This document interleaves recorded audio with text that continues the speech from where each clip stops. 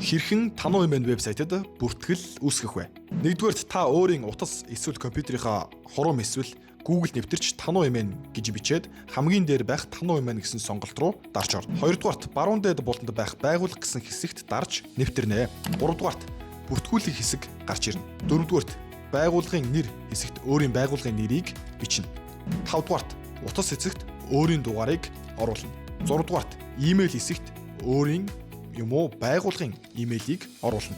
7-дугаарт нууц үг гэсэн хэсэгт нууц үг үүсгэнэ. 8-дугаарт нууц үг давтах хэсэгт нууц үгээ яг ирсгнээр давтаж оруулна. 9-дугаарт регистр хэсэгт байгууллагын регистрийг оруулна. 10-дугаарт ажилчдын тоо хэсэгт ажилчдын тоог оруулна. 11-дугаарт урилгын код хэсэгт та борлуулалтын менежертэй холбогдож бүртгүүлж байгаа бол менежерийн өгсөн кодыг хийнэ.